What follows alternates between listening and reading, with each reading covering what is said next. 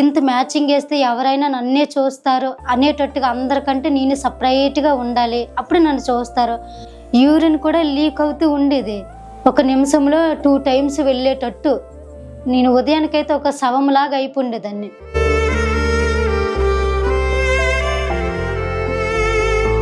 పైన ఇలా వాటర్ తాగితే ఈ బొడ్డంటూ వస్తుంది, ఆ గాయం అంట. ఏది తాగినా బయటకు వస్తుంది. అన్నం అయితే సినిమాకైనా వెళ్ళేదాన్ని కానీ చర్చికి వెళ్ళేదాన్ని కాదు.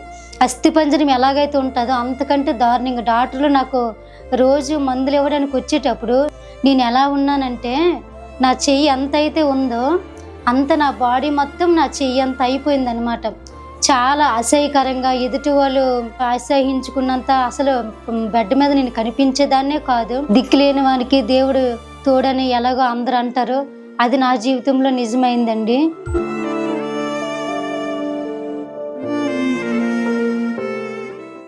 దేవుని నామానికి వందనాలండి. మీ అందరికి వందనాలు. ఈ అవకాశం ఇచ్చిన బ్రదర్ గారికి కూడా వందనాలు. ప్రైజ్ లార్డ్ అమ్మా. యవ్వనస్తులారా, ఈ లోకంలో అందం, ఐశ్వర్యం, డబ్బు ఇదంతా శాశ్వతం కాదు. దేవుని ప్రేమ శాశ్వతం. అందము, డబ్బు, ధనము ముఖ్యమనుకొని నేను ప్రవర్తించేదాన్ని. అయితే ఇప్పుడు అందమే లేకుండే పోయింది. అది ఎలా పోయిందో ఈ వీడియో మీరు పూర్తిగా చూడండి, మీకు అర్థమవుతుంది. ఒకసారి ఆలోచించండి యవ్వనస్తురాలు. ఎందుకంటే ఇప్పుడు ధనము, డబ్బు, ఆరోగ్యం ఉంటే కాదు, బయట పైన అందం కాకుండా మన హృదయ అందం ముఖ్యము. శరీర అందం కాకుండా హృదయానుసారంగా అందం ముఖ్యము. అది వీడియో మీరు పూర్తిగా చూస్తే మీకు అర్థమవుతుంది. అందం ఉండొచ్చు, డబ్బు ఉండొచ్చు, ఐశ్వర్యం ఉండొచ్చు, ఏదైనా ఉండొచ్చు. దాంతోపాటు దేవుని ప్రేమ, కృప కూడా మనకు ఉండాలి. అది ఉండాలంటే మనం దేవునికి దగ్గరగా బ్రతకాలి తప్ప లోకానికి దగ్గరగా బ్రతకూడదు. నేను లోకానికి దగ్గరగా బ్రతికే ఈరోజు నా అందాన్ని నేను కోల్పోయాను, నా జీవితమే నేను కోల్పోయాను. మీరు అలా కోల్పోవద్దని మీకు చెప్తున్నాను. ఈ సాక్ష్యం చూడండి. నా సాక్ష్యం ఏంటంటే, నా పేరు లక్ష్మి అండి. నేను వైజాగ్లో వాచ్మెన్గా పనిచేస్తున్నాను. అయితే మేము చిన్నప్పటి నుంచి పుట్టుకతో మేము క్రిస్టియన్సే, కానీ దేవుడు అంటే ఇది ఎంత భక్తి, విశ్వాసం అంటే ఏంటో, అసలు దేవుడు మన కోసం ఇంత చేశాడా నాకు అవేవి తెలియదు. అంటే ఒక నామకార్థంగా ఉండేవారు. నామకార్థంగా ఉండేదాన్ని. హిందువులు బొమ్మలు తయారు చేయటం, జాతకాలు చెప్పించుకోవటం. అయితే కొన్ని సంవత్సరాలుగా నడుస్తుండగా నాకు 7th క్లాస్లోనే పెళ్ళి అయిందండి. పెళ్ళి అవ్వక ముందు, పెళ్ళి అయిన తర్వాత కొన్నాళ్ళు అయితే ఎలాగుండేదాన్ని అంటే, ఇంకా నాకంటే ఇంకెవరు మంచిగా ఉండరు, నాకంటే ఎవరు మ్యాచింగ్ వేయరు, నాకంటే ఎవరు బొట్లు పెట్టరు అనేటట్టు నేను ఉండేదానండి. మొత్తం చెవులోనివి బొట్టు అన్ని మ్యాచింగ్ గాజులు, గోల్డ్ రంగు పువ్వులతో సహా మొత్తం టోటల్గా ఏ చీర కడితే ఒక ఆడదానికి ఏవైతే వేసుకుంటారో మొత్తం అన్నీ అంతలా మ్యాచింగ్ వేస్తే, ఇంత మ్యాచింగ్ వేస్తే ఎవరైనా నన్నే చూస్తారు అనేటట్టుగా, అందరికంటే నేను సపరేట్గా ఉండాలి, అప్పుడు నన్ను చూస్తారు అనేటట్టుగా నేను ప్రవర్తించేదాన్ని. సినిమాకి వారానికి ఒక సినిమాకి, లేదా నెలకు ఒక సినిమాకి సినిమాలు, లేదా ఇంకా బాగోలని చెప్పి జాతకాలని. అంటే దేవుడంటే దేవుని ప్రేమ ఇలా ఉంటుందని తెలియదు అనమాట. అంతలా విర్రవీగిపోయి అంత పొగరుగా ఉండేదాన్ని అనమాట. నా అందాన్ని ప్రేమించేదాన్ని. అంటే ఈ లోకంలో అందమే ముఖ్యమేమో అనేటట్టు నేను ఉండేదాన్ని. చెప్పాలంటే ఇంకా చాలా ఈ లోకంలో ఎన్నైతే ఉన్నాయో అంత విరోధంగా అంతలా ఉండేదాన్ని. నాకంటే ఇంకా ఎవరు లేరులే, నేనే అందగత్తిని, నేనే స్టైలు, నాకే అన్నీ తెలుసు అనేటట్టు నేను ఉండేదాన్ని. అయిన తర్వాత కొన్ని సంవత్సరాలు మేము ఆరోగ్యంగానే నేను ఉన్నాను. అయితే కొన్నాళ్ళుగా నేను బాడీ సన్నంగా అవ్వటం, అన్నం తినకపోవటం జరుగుతూనే ఉంది. ఇలా జరుగుతూ ఒక 5 సంవత్సరాల వరకు నేను అలాగా అన్నం తినకపోగా నేను హాస్పిటల్కి వెళ్తుంటే, నేను మామూలుగా డాక్టర్లు ఇస్తే మందులు వేసుకుంటే అలా ఉండేదాన్ని. అయితే ఇది మరీ ఇంత దారుణంగా అవ్వడం కరెక్ట్ కాదని చెప్పి నేను హాస్పిటల్కి వెళ్ళాను. అయితే వెళ్ళిన తర్వాత వాళ్ళు టెస్ట్ చేశారు, బ్లడ్ టెస్ట్. అన్ని టెస్టులు చేసి బ్లడ్ టెస్ట్ మాత్రం 15 రోజుల తర్వాత రమ్మని నన్ను పిలిచారు. పిలిచాక నేను వెళ్ళాను. వెళ్ళిన తర్వాత నీతో ఎవరో రాలేదంటే తర్వాత మా ఆయనకి ఫోన్ చేసి ఎవరినొక రమ్మని చెప్పు, చాలా ఇంపార్టెంట్ అని అంతే. మా ఆయనకి ఫోన్ చేస్తే వచ్చారు. నేను బయట ఉన్నాను. అయితే మా ఆయనకి, మీ ఆవిడకి గర్భసంచిలో క్యాన్సర్ వచ్చింది, ఇంతవరకు మీరు ఏం చేశారు, చాలా లేట్ అయింది, అర్జెంటుగా మీరు కేజెస్లో జాయిన్ అవ్వాలి, లేకపోతే ఈమె చనిపోతుంది అని చెప్పారు. చెప్పిన తర్వాత ఇంకా మా ఆయన వచ్చిన తర్వాత మీ అమ్మ వాళ్ళకి హాస్పిటల్ జాయిన్ చేయాలని చెప్తే అమ్మ నాన్న వచ్చి కేజెస్లో జాయిన్ చేశారు. అక్కడ రిపోర్ట్లు పట్టుకుని వెళ్ళి కేజెస్లో జాయిన్ చేశారు. హాస్పిటల్కి వెళ్ళిన తర్వాత, జాయిన్ చేసుకున్న తర్వాత వెంటనే సర్జరీ చేయలేదన్నమాట. నేను ఎలా ఉన్నానంటే, నా చెయ్యి ఎంత అయితే ఉందో అంత, నా బాడీ మొత్తం నా చెయ్యి అంత అయిపోయిందనమాట. చాలా అసహ్యకరంగా, ఎదుటి వాళ్ళు అసహించుకున్నంత, అసలు బెడ్ మీద నేను కనిపించేదాన్నే కాదు. అస్థిపంజరం ఎలాగైతే ఉంటుందో అంతకంటే దారుణంగా. డాక్టర్లు నాకు రోజు మందులు ఇవ్వడానికి వచ్చేటప్పుడు నేను మనిషిని లేను అనుకునేవారనమాట. అంత దగ్గరగా వచ్చినా కూడా నేను కనిపించేదాన్ని. ఎందుకంటే నా చెయ్యి ఎంత ఉందో అంతా, నేను బాడీ మొత్తం అంత ఉన్నానమాట, ఒక అస్థిపంజరం లాగా దుప్పటి కప్పుకొని. అయితే దుప్పటి తీసినప్పటికి కూడా అంత కనిపించలేనంత ఉండేదాన్ని అనమాట. నన్ను చూసుకొని ఏటి ఇప్పుడు ఈ ఎముకు, ఈ అస్థిపంజరం లాంటి వాళ్ళకి, అదే ఈ అస్థిపంజరం లాంటి అమ్మాయికి ఎలా ట్రీట్మెంట్ చేయాలని అసలు డాక్టర్లే ఆశ్చర్యపోయేవారు. కొంచెం కూడా అసలు మాంసం అనేదే లేదు శరీరంలో, ఎముకలు తప్ప. అలా ఉండేదాన్ని. నేను బాగా వీక్గా ఉండడం వల్ల సర్జరీ వెంటనే చేయడానికి అవ్వలేదు, ఎందుకంటే బ్లడ్ లేదు కనుక. ఒక 20 రోజులు 25 రోజులు మెడిసిన్ ఇచ్చి, అయితే రేపు ఉదయం సర్జరీ అనగా ఈ రోజు నైట్ 12-11 వరకు మా అమ్మ నేను బ్లడ్ కోసం తిరుగుతూనే ఉన్నాం. చాలామందిని అడిగాము. అయితే మా రిలేషన్స్కి మేము అడిగాం, బ్లడ్ ఎవరైనా సహాయం చేస్తారంటే అందరూ చేస్తాము, మా ఫ్రెండ్స్ని పంపిస్తామని చెప్పారు.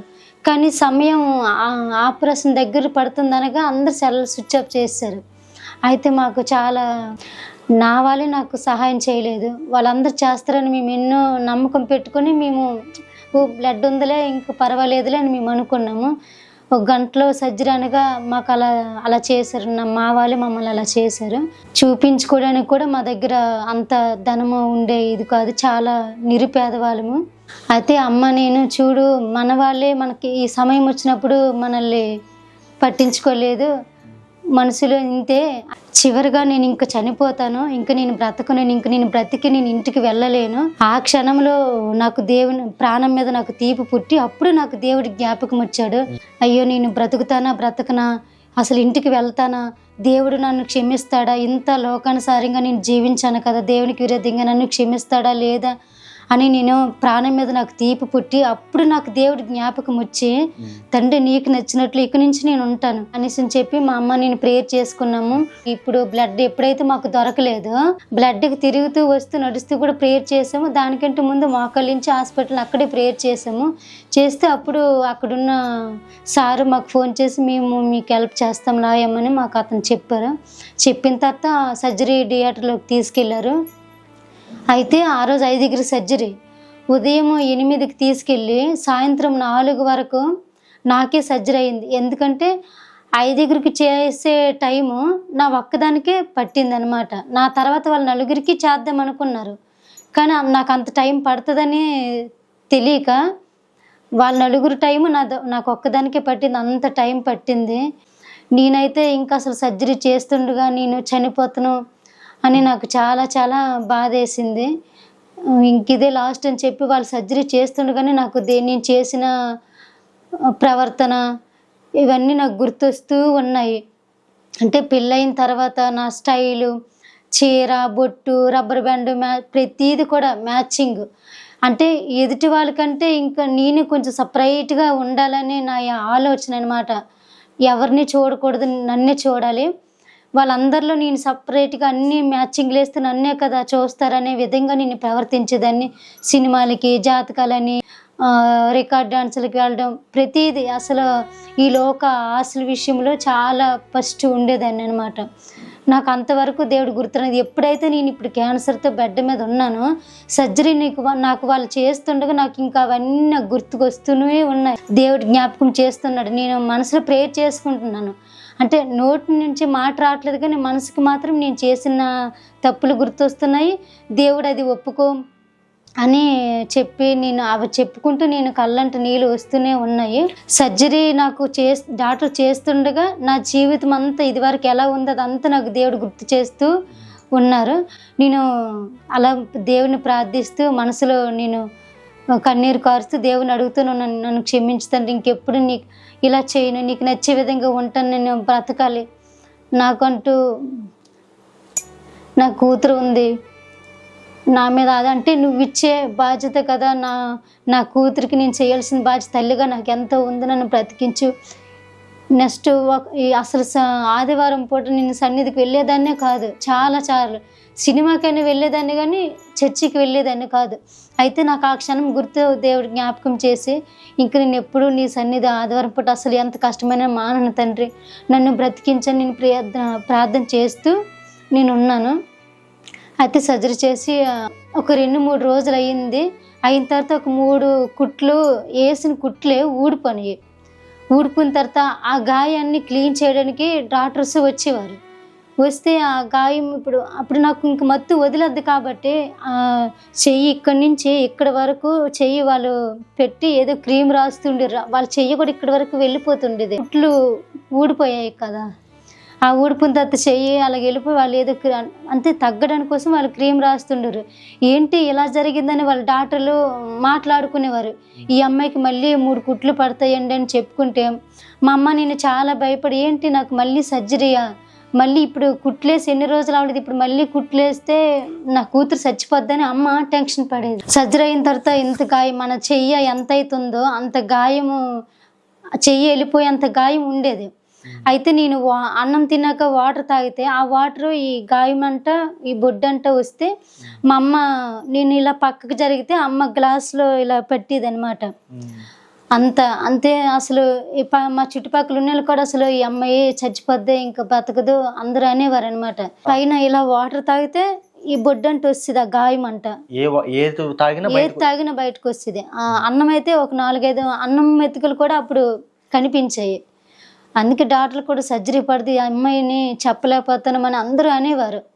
అయితే తండ్రి ఇప్పుడు నేను మళ్ళీ సర్జరీ చేసుకునే పరిస్థితి వస్తే ఎన్ని రోజులు అవ్వలేదు, నాకేమైనా అయితే మా పాపను ఎవరు చూసుకుంటారు తండ్రి, సర్జరీ లేకుండా నన్ను స్వస్థపరచు దేవా అని చెప్పి బైబిల్ తెరిస్తే కీర్తనలు 91 అధ్యాయము ఆ అధ్యాయం తీసి చదువుకుని మొక్క మీద ఇలా బైబిల్ పెట్టుకొని ఆ బైబిల్ తడిసిపోయేంత వరకు ఇంకా ప్రార్థన ఏడుపు తప్ప ఇంకేం లేదు.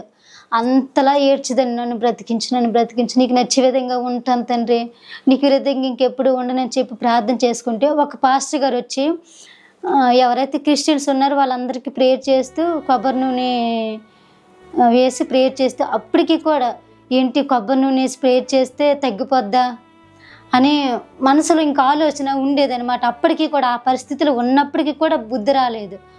అయితే ఎందుకు అమ్మ చెప్పింది, ఇంకా కుట్లు పడతాయని చెప్తున్నారు కదమ్మా, ఈ పాస్టర్ గారితో ప్రేయర్ చేసుకుందామని చెప్పి అతను ఎవరో తెలియదు. అయితే అతను వచ్చి డైలీ ప్రార్థన చేశారు. చేసిన తర్వాత ఒక 10 రోజులు అయ్యింది. ఆ పాస్టర్ గారు మీ దగ్గరకు వచ్చి ప్రార్థన చేస్తున్నప్పుడు ఏదైనా డబ్బు ఆశించేవారమ్మా? లేదు, అంటే అసలు డబ్బులు కాదు, ఏం ఆశించేవారు కాదు. కొబ్బరి నూనె తెచ్చి బైబిల్ తల మీద పెట్టి నా గాయం మీద చెయ్యి పెట్టి ప్రార్థన చేశారు. ఎందుకంటే అందరికీ క్యాజువల్గా అతను చేయడానికి వచ్చారు తప్ప మేము ఇచ్చినా కూడా ఏం తీసుకోలేదు, ఎవరి దగ్గర తీసుకున్నట్టు కూడా మేము చూడలేదు. అంత నిజాయితీగా అతను ప్రార్థన చేశారు గాయం మీద చేయి పెట్టి. అయితే 10 days 7 days అయ్యింది. ఇంకా డాక్టర్లు ఈ అమ్మాయికి ఇంకా 3 కుట్లు పడతాయని చెప్పిన డాక్టర్లే, ఇంకా నీకు కుట్లు పడవమ్మా, గాయం కొంచెం రెడ్గా అయ్యింది, అంటే గాయం తగ్గే ముందు రెడ్గా అవుతుంది, ఇంకా నీకు కుట్లు అవసరం లేదు అని చెప్పారు. ఇంకప్పుడు పట్టలేనంత సంతోషం తండ్రి, నీకు నచ్చే విధంగా కొద్దిసేపు నీతో ఉంటేనే, నీతో మాట్లాడితేనే నాకు ఇంత సంతోషం, ఇంత మేలు చేసావు, అదే ఇంకా నీకు నచ్చే విధంగా అన్ని విషయంలో నుండి నాకు ఇంకెంత మేలు చేస్తావు తండ్రి, నీకే స్థుతిలో నీకు నచ్చే విధంగా ఉంటానని చెప్పి ఇంకా ఆ గాయం తగ్గింది, ఇంక కుట్లు ఏం వేయలేదు. డాక్టర్లే ఆశ్చర్యపోయారు, అదేంటి సర్జరీ పడదని చెప్పాము, ఈ 7 daysలో ఎంత తగ్గడమేటని వాళ్ళే ఆశ్చర్యపోయి మీరు క్రిస్టియన్సా అని అడిగారు. అవును మేడం మేము క్రిస్టియన్సే అని వాళ్ళకి చెప్పాము. అయితే మేము ఇలా పాస్టర్ గారితో ఇలా 7 రోజులు మేము ప్రేయర్ చేసుకుంటూ ఉన్నాం మేడం అని కూడా నేను వాళ్ళకి సాక్ష్యం చెప్పాను బెడ్ మీద ఉంటుండగా. అయితే గాయం తగ్గిపోయింది. తగ్గిపోయిన తర్వాత ఈ ఎన్నో రోజుల నుంచి కుట్లు విప్పిన తర్వాత ఇదొక్కటే కాకుండా యూరిన్ బ్లాడర్లో అంటే యూరిన్ కూడా లీక్ అవుతూ ఉండేది. ఎందుకు ఇలా లీక్ అవుతుందని చెప్పి మేము డాక్టర్కి చెప్పాము. అంటే అది వాళ్ళకు కూడా అర్థం అవ్వలేదు. ఎందుకు ఇలా అవుతుందని వాళ్ళు మాకే కొంచెం డౌట్గా చూసేవారు. చూసిన తర్వాత వాళ్ళు యూరిన్ టెస్ట్ మళ్ళీ చేశారు. చేసిన తర్వాత యూరిన్ బ్లాడర్లో నీకు కన్నం పడిందమ్మా, ఇది 100 మందిలో ఒక్కరికే వస్తుంది, కానీ ఆ 100 మందిలో నాకే వచ్చిందని నాకు అనిపించింది అనమాట. ఇప్పుడు 100 మందిలో నాకే ఎందుకు జరగాలంటే దేవునికి నేను ఇంత కోపం తెప్పించానా, ఇంత విరోధంగా నేను ఉన్నానా, ఇంత క్రూరంగా నేను ఉన్నాను, అందుకే నాకు ఇంత శ్రమ అని నాకు అనిపించింది. అంటే ఇలా జీవిస్తున్నప్పుడు దేవుడే నన్ను శిక్షించాడు అని మీరు అంటున్నారు. ఒక దేవుడు ప్రాణమైతే తీసుకెళ్ళిపోడు, గద్దిస్తాడు. ఇప్పుడు గద్దించకపోతే ఇంకా ఈ మార్పు కూడా నాలో రాకపోను. ఇంకా ఇప్పుడు దేవుడి కోపం వచ్చినట్టు నేను ప్రవర్తిస్తే ఏమో ఆ రోజు నేను చనిపోదునేమో. ఆయన గద్దింపులో కూడా ప్రేమ ఉంది కాబట్టి నేను ఆ రోజు ప్రాణాలతో బ్రతికి బయటపడ్డాను. లేదంటే నాతో పాటు సర్జరీ అయిన వాళ్ళే 2-3 చనిపోయారు. నేను బ్రతకడం ఏంటి అని ఇది దేవుని కృప. ఇది నన్ను దేవుడు కేవలం గద్దించి అతని ప్రేమ నాకు రుచి చూపించడానికి మాత్రమే నాకు ఇది వచ్చిందని చెప్పాను. అయితే యూరిన్ బ్లాడర్లో హోల్ ఉంది, దానికి సర్జరీ పడుతుందని డాక్టర్లు చెప్పారు. ఇప్పుడు సర్జరీ ఇంకెన్ని రోజులు అవ్వలేదు, మనిషి చాలా వీక్గా ఉంది, ఇంకా యూరిన్ బ్లాడర్కి సర్జరీ అంతే, ఇంకా నా కూతురు బ్రతకదని చెప్పి మా అమ్మ చాలా ఏడ్చేది. అయితే నేను కూడా ఇంకా బ్రతికితే బ్రతుకుతాను, లేకపోతే చచ్చిపోతాను తప్ప యూరిన్ బ్లాడర్లో సర్జరీ అంటే మేము డాక్టర్ దగ్గర కూడా వెళ్ళాము. సరే ఇలా మళ్ళీ సర్జరీ పడుతుందా అని అడిగితే, అంటే యూరిన్ బ్లాడర్లో సర్జరీ చేయడం కొంచెం కష్టమమ్మా, ఎందుకంటే నీకు కీమోథెరపీ కరెంటు కూడా పెట్టారు కాబట్టి నీకు ఆ రంధ్రం కలుస్తుందని మేము కూడా 100% మేము చెప్పలేము, దేవుడి మీద బరువేసి మీరు చేసుకోండి అని అన్నారు. పర్లేదు, మేము నిజమైన దేవుని కలిగి ఉన్నాము, దేవునికి అసాధ్యమైనది ఏదీ లేదు, ఎండిన ఎముకల్ని సైన్యముగా మార్చిన గొప్ప దేవుడు ఉన్నాడు, నేనైతే సర్జరీ చేసుకోను అని చెప్పి ఇంకా నేను సర్జరీ చేసుకోకుండానే ఉన్నాను. ఇప్పటికీ 6 years అవుతుంది. అయితే ఇప్పుడు కన్నం పడింది, సర్జరీ పడదని చెప్పిన ఒక 2 సంవత్సరాలు నేను కొంచెం నరకం అనిపించాను. ఆ తర్వాత నుంచి అసలు యూరిన్ కాదు కదా ఇంకేమీ లేదు. ఇలా పాలు తాగినా, గుడ్డు తిన్నా, చికెన్ తిన్నా, మటన్ తిన్నా, ఏం తిన్నా అంటే ఏదైతే బలమైన ఫుడ్ ఆ ఫుడ్ తింటే నాకు యూరిన్ ఎక్కువ అయిపోతుండేది అనమాట. చాలా ఒక నిమిషంలో 2 times వెళ్ళేటట్టు నేను ఉదయానికైతే ఒక శవంలాగా అయిపోయిండేదాన్ని.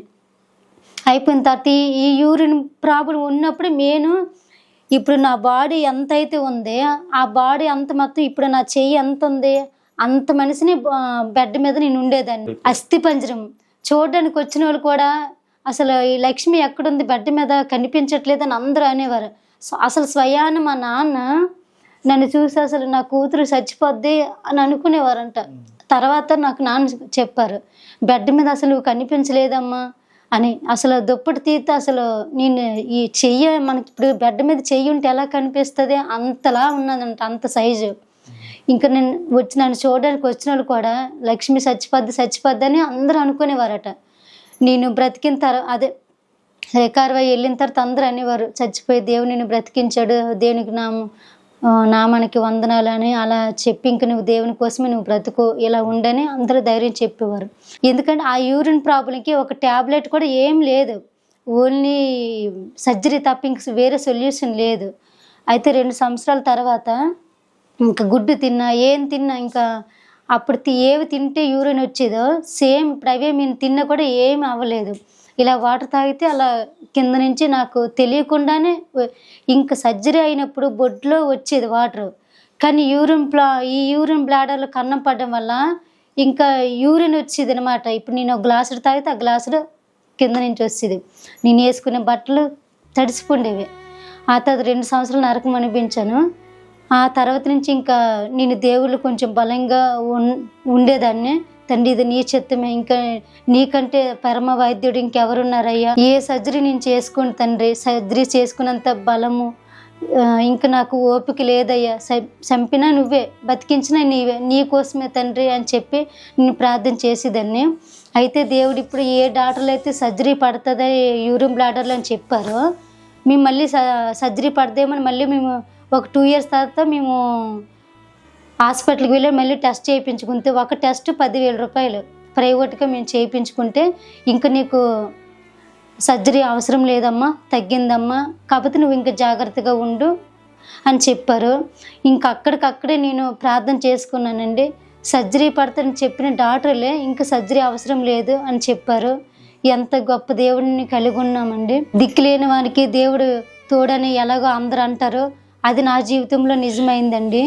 ఎందుకంటే నాన్న వాళ్ళే మాకు ఎటువంటి సహాయం చేయలేదు, కానీ దేవుడు తోడు వల్ల, దేవుడి దయ వల్ల ఈరోజు నేను ప్రాణాలతో ఇలా ఉంటున్నానండి. మీ భర్త మీకు సహకరించారమ్మా? అంటే భర్తకి నాకు పెద్దల ద్వారాగా విడిపోయామండి. ఎందుకమ్మా? ఇప్పుడు ఆరోగ్యం ఉంటే కదా మనుషులు చూసేది, పట్టించుకునేది, అది భర్త అయినా అమ్మ నాన్న అయినా ఎవరైనా సరే. కానీ దేవుడు అలా కాదు. దేవుడికి అసలు మనము ఎంత అసహ్యంగా ఉన్నా, ఎంత బలహీనంగా ఉన్నా ప్రేమించే మనసు దేవుడిది. మనుషులైతే అలా కాదు. మనం ఆరోగ్యంగా ఉంటే మనుషులకు కావాలి, కానీ అనారోగ్యంగా ఉంటే మనుషులకి అవసరం లేదు. కానీ నా దేవుని ప్రేమ కంటే మనుషుల ప్రేమ నాకు అవసరం లేదు. నా కోసం ప్రాణాలు ఇచ్చిన దేవుడు, నన్ను బ్రతికించిన దేవుడు నాకు గొప్ప అని చెప్పి, నాకు ఎవరి ప్రేమ వద్దని చెప్పి మేము విడిపోయాము. అందుకని ఇప్పుడు మా పాప నేనే సింగిల్గా ఉంటున్నాము. ఒంటరిగా ఆరోగ్యం లేకపోయినా నా బిడ్డని పెంచుకుంటూ నేను ఇక్కడ వాచ్మెన్గా పనిచేస్తున్నానండి. నెలకి 2,000 ఒకళ్ళ ఇంట్లో పనిచేస్తూ ఈ నెలకు 4,000 5,000 రూపాయలతో నేను మా పాపను చూసుకుంటూ నేను బ్రతుకుతున్నాను. ఇప్పుడు మీ పాప ఏం చేస్తుందమ్మా? ఇప్పుడు పాప 10th క్లాస్ చదువుతుందండి. ఇప్పుడు ఈ ఇయర్ ఫస్ట్ ఇయర్కి వచ్చింది. అదే కొంచెం మా పాప భవిష్యత్తు ఏంటి, తన పెళ్ళేటి, తన చదివేటి, కొంచెం నేను ఎంత మైండ్ డైవర్ట్ చేసుకుని కొంచెం బెంగ. ఇప్పుడు మీరు సింగిల్గా అపార్ట్మెంట్లో వాచ్మెన్గా అపార్ట్మెంట్లో పని చేస్తూ నేను చాలా ఆర్థికంగా అయితే చాలా, ఒక్కొక్క రోజు అయితే అసలు గింజన్నం పచ్చడన్నం తినే రోజులు కూడా ఉన్నాయి. కానీ పర్వాలేదు, దేవుడు తోడుంటాడు, నా పరిస్థితి దేవుడు మారుస్తాడు తొందరలో అని చెప్పి నేను కేవలం దేవుడి మీదే, ప్రతి కష్టాన్ని కూడా నేను దేవుడి మీదే వదిలేస్తాను. ఎవరేమనుకున్న ఒంటరిగా ఆరోగ్యం లేకపోయినా మా పాపను చూసుకుంటూ నేను బ్రతుకుతున్నాను. నెలకి 2,000 రూమ్ ఇస్తారు, ఇంకా కరెంటు బిల్లు, వాటర్ అదేమీ ఇంక నేను కట్ట అవసరం లేదు. అక్కడ పని చేసినందుకు రూమ్ ఇస్తారు, 2,000 కూడా ఇస్తారు. ఇంటి పని చేస్తే 2,000 ఇస్తారు, అంతే. 4,000 రూపాయలతో నేను ఇంట్లో కష్టంగా ఈ రేషన్ కోట బియ్యం వస్తాయి కదా, ఆ కోట బియ్యంతో కొంచెం సన్న బియ్యం కొనుక్కొని అవి ఇవి కలుపుకుంటూ సర్దుకుంటూ ఇలా గడుపుతున్నాను. అందరూ నన్ను అసలు ఇప్పుడు శరీరంలో ఎముకైతే ఎలా ఉంటుందో, మొత్తం బెడ్ మీద ఎముక ఎంత ఉందో అంత ఉన్న నన్ను సజీవునిగా, నన్ను ప్రాణాలతో నన్ను బ్రతికించి, రిపోర్ట్లు ఎవరైతే సర్జరీ పడుతుంది, ఈ అమ్మాయి చనిపోద్ది, అదే బ్రతకదు, సర్జరీ చేయాలని చెప్పిన వాళ్ళ దగ్గరే రిపోర్ట్లు నార్మల్గా వచ్చి డాక్టర్లే ఆశ్చర్యపోయినంత జీవితంలో దేవుడు నాకు మేలు చేశాడు. దేవునికి నామానికి మహిమకరంగా, దేవుని చిత్తానుసారంగా నేను నడుచుకోవడం వల్లే దేవుడు నన్ను బ్రతికించాడు. అదే మునిపటి ప్రవర్తన నాలో ఉంటే ఇంకా నేను మారకపోయాను. కాబట్టి దేవుడి విషయంలో నేను కొంచెం ఒక్క వారం కూడా నేను సన్నిధి విడిచిపెట్టలేదు. దేవుడు ఎప్పుడైతే నన్ను స్వస్థపరిచాడో అప్పటి నుంచి నేను సన్నిధి విడిచిపెట్టకుండానే, ఎంత ఒంట్లో బాగుపడి నేను సన్నిధికి వెళ్తాను. దేవునికి నచ్చినట్లు ఉండడానికి చాలా చాలా ప్రయత్నిస్తాను. అప్పటికి ఇప్పటికి నేను చాలా దేవుడిలో ఉండబట్టే ఇదంతా సాధ్యమై నా ప్రాణాలతో నేను ఉన్నాను. లేకపోతే నేను ఉండేదాన్నే కాదు. ఈ మనుషుల ప్రేమ కోసం నేను ఆలోచించిన దాన్ని అయితే ఇప్పటికి నేను చనిపోయేదాన్ని. దేవుని ప్రేమ ఇలా ఉంటుందని చెప్పి నేను రుచి చూడబట్టి ఈరోజు నేను ప్రాణాలతో ఉన్నాను. నాకు మనుషుల ప్రేమ కంటే దేవుని ప్రేమే నాకు ఎక్కువ. నేను దేవుడికి నచ్చినట్లే ఉండాలని నేను నిర్ణయించుకున్నాను.